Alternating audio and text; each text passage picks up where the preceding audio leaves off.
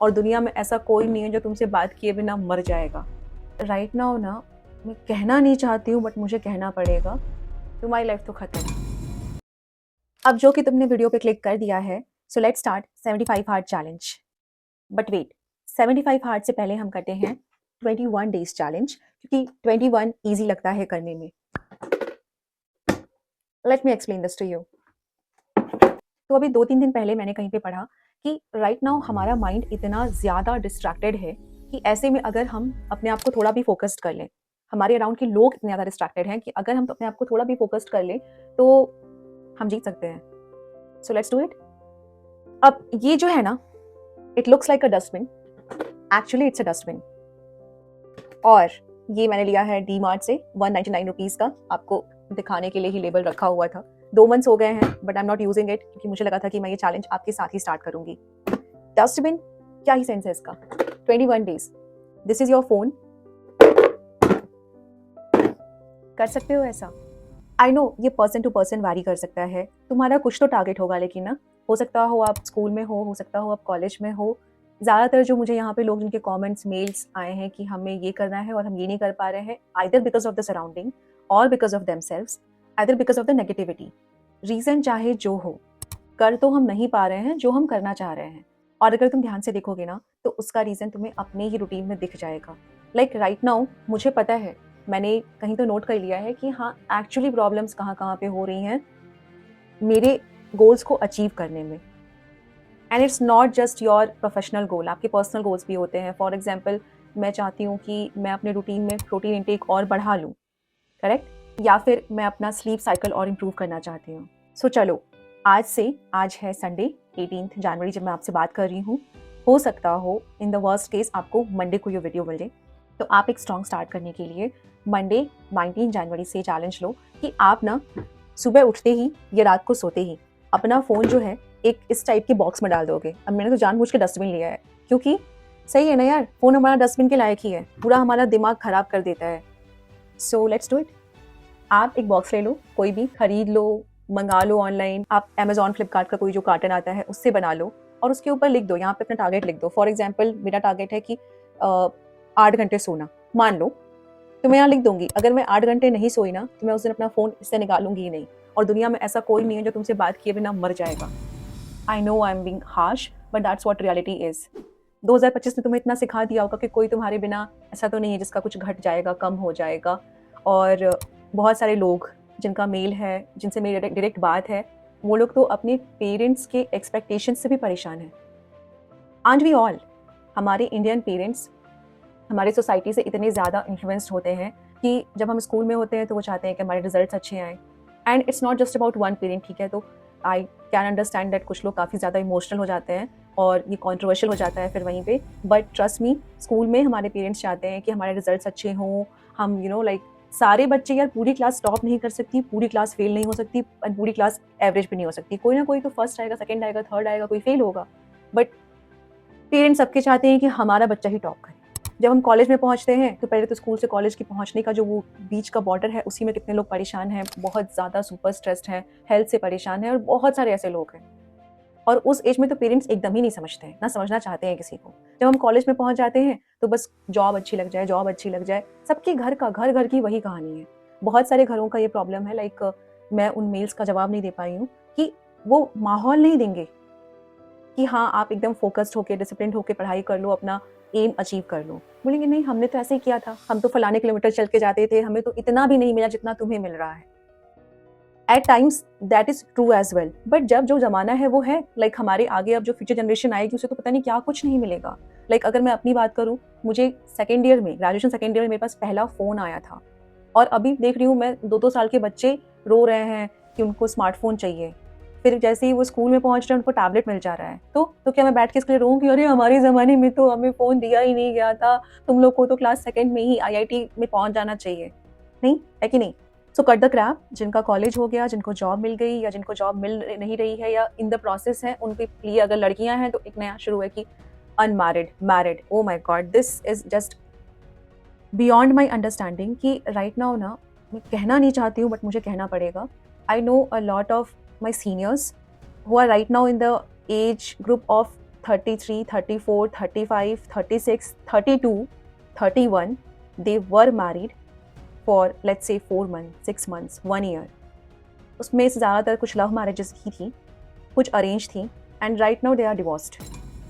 मैं पूछना चाहती हूँ उनसे, कौन आके पूछ रहा है कि बेटा तुम खुश हो, बेटा तुम कैसे हो, बेटा तुम्हारा खर्चा जो महीने का है वो कैसे चल रहा है। बट वही जब 27 पे थी, 28 पे थी, 29 पे थी या 30 पे थी, तो ओ माय गॉड, उनके लिए इतना बड़ा क्वेश्चन बना दिया गया था कि शादी शादी शादी कब करोगी कब करोगी। फॉर एग्जाम्पल राइट नाउ मुझे अभी जो भी मिलता है, आई हैव कम्प्लीटेड 29 ईयर्स, ये बता दो कब करोगी, लव मैरिज करोगी, अरेंज मैरिज करोगी। मेरी बहुत क्लोज आंटी है, उन्होंने ऐसे पूछा था, मैंने बोला aunty I will let you know, क्योंकि राइट नाउ मेरे कई सारे स्कूल फ्रेंड्स और कॉलेज फ्रेंड्स, उनकी बहनों की शादियां हुई हैं मेरे सामने पिछले 5 सालों में, वो ख़राब हो गई हैं, और उन शादियों को मैंने अटेंड किया हुआ है। मैंने देखा हुआ है कि संगीत पे दीदी कितना खुश थी, कितना मतलब एन्जॉय कर रही थी, and in 6 months that was no more at all. और अगर उनकी गलती होती कि हाँ मतलब इनकी गलती है, तो I get that.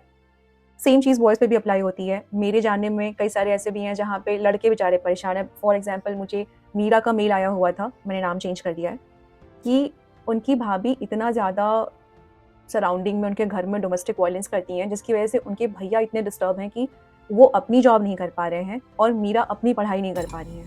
Imagine that. फिर भी मेरे हिसाब से अगर मैं अपने शूज़ में खड़े होकर देख पा रही हूँ, तो इसमें पेरेंट्स को स्टैंड लेना चाहिए, क्योंकि इसमें मीरा के ऊपर शादी का प्रेशर आ गया है।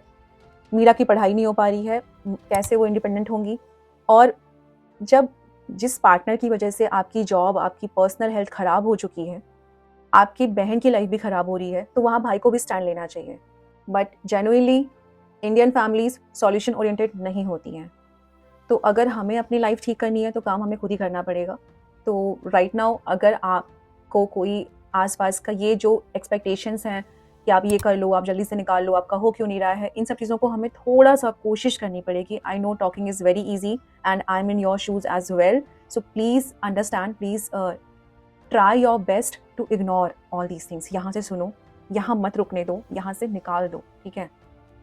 बहुत सारे लोग हैं जो हमसे बहुत ज़्यादा डिफ़िकल्ट सिचुएशंस में सर्वाइव कर रहे हैं समहाउ, और बहुत डिफरेंट प्रॉब्लम्स लेकर के लोग फाइट कर रहे हैं लाइफ में। तो ये एक इकलौती जगह है जहाँ पे शायद आपके लिए कंपैरिजन काम करे। तो आप कंपेयर करो दूसरों से कि हाँ कम से कम उनसे तो बेटर ही है मेरी लाइफ, है ना। और जो भी चीज़ें हमारे कंट्रोल में हैं उन पे काम करते हैं। फॉर एग्जांपल लेट्स से कि अगर हम मंडे से 21 डेज चैलेंज स्टार्ट कर रहे हैं, तो हमारे कंट्रोल में है एक फिक्स टाइम पे सो जाना, up to a certain extent. अगर आपकी फैमिली में एकदम ऐसा नहीं है कि नहीं 10 बजे ही खाना बनेगा, 10 बजे ही खाना मिलेगा, तो ठीक है, फिर आप 11 PM सोने का टाइम बना लो, है ना। हमारे कंट्रोल में है अगर हम देखें तो एक फिक्स टाइम पे उठ जाना, लाइक 4 से 5, 5 से 6, 6 से 7, depending on your routine and your time table. हमारे हाथ में है कि हम अपने आप को हाइड्रेटेड रखें। फॉर एग्जाम्पल बहुत सारे लोग मुझसे पूछते हैं कि आपकी ग्लोइंग स्किन का राज क्या है। कोई एक चीज़ नहीं है यार। अगर मैं एक बार में बताऊँ तो आपको लगेगा अरे इतनी चीज़ें मैं कैसे करूँगी, but more than 10 things I do, जिसका शायद रिजल्ट ऐसा दिखता है and still I get breakouts, like right now है, ये लाइट की वजह से दिख नहीं रहा है आपको, बट है। ह्यूमंस हैं, हॉर्मोन्स हैं, एंड एक बहुत अच्छी लाइन है जो मैं बोलती थी, फिर मैंने सुना कि ऐसे इससे काफ़ी इसका इम्पैक्टफुल वर्जन सुनील शेट्टी ने बोला हुआ था कि जब आप हर दिन उठते हो तो आप हर दिन अलग मूड में होते हो, something like this he has said. तो सही बात है, हमारे हार्मोन्स अलग अलग हमें अलग अलग दिन पर रिएक्ट करवाते हैं। देन हमारे रिश्तेदार, हमारा समाज, हमारा परिवार, हमारे परिवार की सिचुएशंस, लाइक हो सकता हो आज आप सुबह उठो मीरा तो आपका वो बेस्ट डे हो, आपको लगे कि नहीं आज तो मैं बहुत अच्छा कर लूँगी, बहुत प्रोडक्टिव डे जी लूँगी, but suddenly someone comes and someone says something और पूरा एक आसपास पूरा एक झगड़ा क्रिएट कर दिया और आपका दिन खराब हो गया। और उसके बाद जितना ओवरवेल्म्ड फील होता है ना कि यार मेरी वजह से नहीं, पता नहीं क्यों कैसे ऐसे करके फील होता है ना, होता है क्योंकि वो हमारी वजह से नहीं हुआ। तो अभी राइट नाउ हम ये कोशिश करते हैं 21 डेज में कि जो चीज़ें हमारे कंट्रोल में हैं वो हम फिक्स करने का ट्राई करेंगे। जैसे रिसेंटली एक बहुत ही मेहनती बच्चा इसलिए बोल रही हूँ बिकॉज मुझसे छोटा है, and he is preparing his best for his exams, but relatives की बातों से पेरेंट्स अफेक्ट हो रहे हैं, देन पेरेंट्स उसको अफेक्ट कर दे रहे हैं। मेरा सुझाव उस टफ सिचुएशन में सिर्फ यही था कि तुम अपने लिए एक कोना पकड़ो और उस कोने में ही रहो, कॉटन बॉल्स लगा लो कानों में और पेरेंट्स को बोल दो कि भाई 4-5 महीने ना मुझसे कोई बातचीत मत कीजिए, आप लोग हो सके तो बस उनसे खाने पीने के लिए मिलो, खाने पीने के लिए बात करो।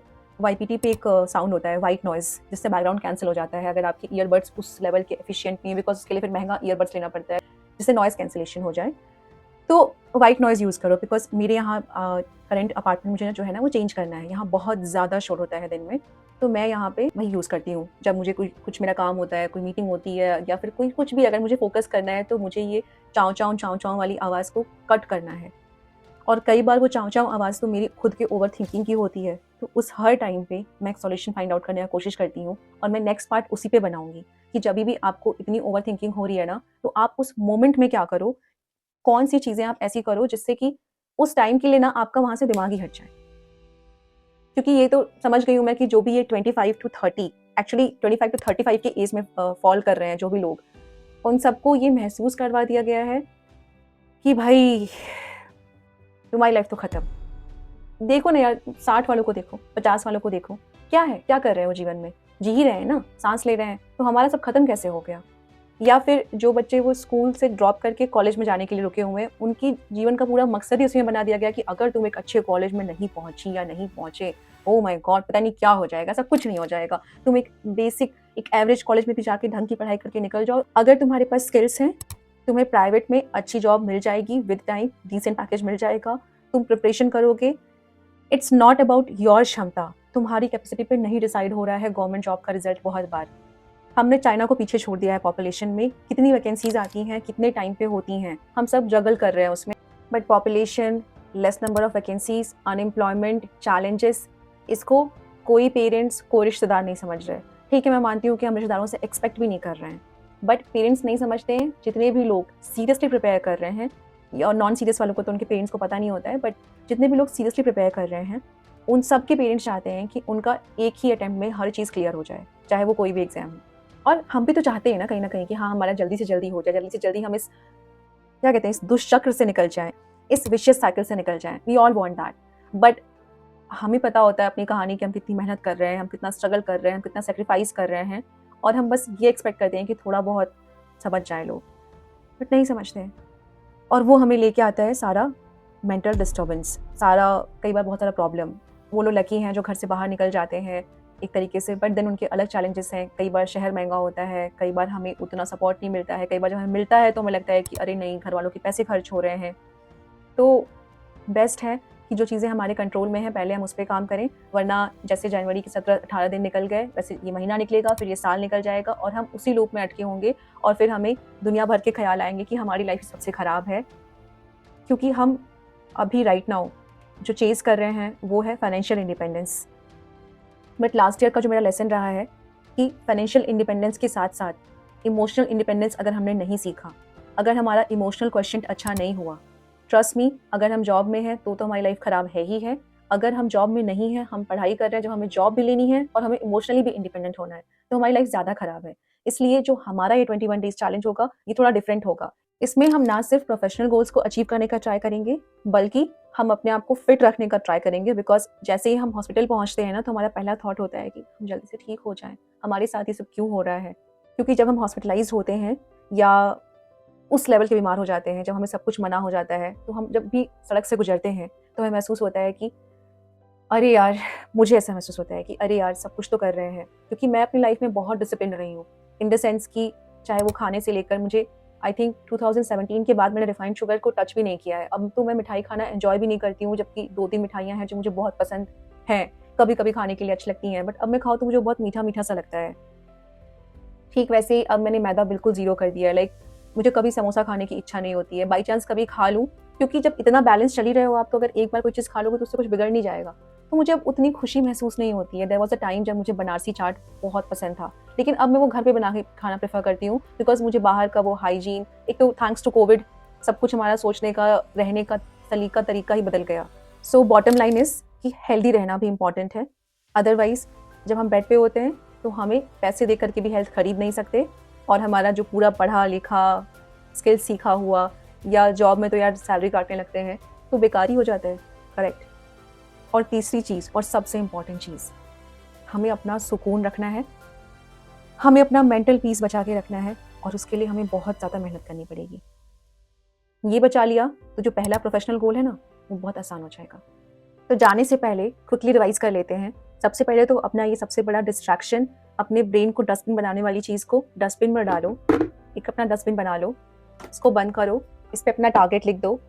फॉर एग्जाम्पल, एक दिन में हम सबके पास 24 घंटे हैं, लेट्स डिवाइड इट इंटू 8 8 घंटे की स्लीप इंश्योर अगर हम करें, 8 घंटे मान लेते हैं कि हमारी जॉब है, तो उसके बाद हमारे पास 8 घंटे बचते हैं, जिसमें अगर हमें बहुत डिसिप्लिन हुए तो 3 घंटे में हम अपना सब कुछ exercise, breakfast, lunch, dinner finish करना पड़ेगा, और उसके बाद हमारे पास 5 घंटे है पढ़ने के लिए। अगर आप फुल टाइम एस्पिरेंट हो तो आपके पास 8 + 8 16 घंटे हैं, जस्ट लाइक इंटरमिटेंट फास्टिंग, कि आप 8 घंटे सो जाओ और 16 घंटे में 12 घंटे, 10 घंटे, 8 घंटे, 14 घंटे पढ़ लो। मुझे याद है कि मेरा 15 आवर्स चैलेंज का वीडियो था पहले, उस पे कुछ लोग ऐसे हैं, इतना अजीबो-गरीब कमेंट किया हुआ है कि डोंट फेक इट, ये पॉसिबल नहीं है। यार हो सकता है तुमने कभी कोई तैयारी की ना हो, या कभी तुमने पढ़ा ना हो, या हो सकता हो तुम्हारी कैपेसिटी में ना हो। कभी-कभी रिक्वायरमेंट हो जाती है।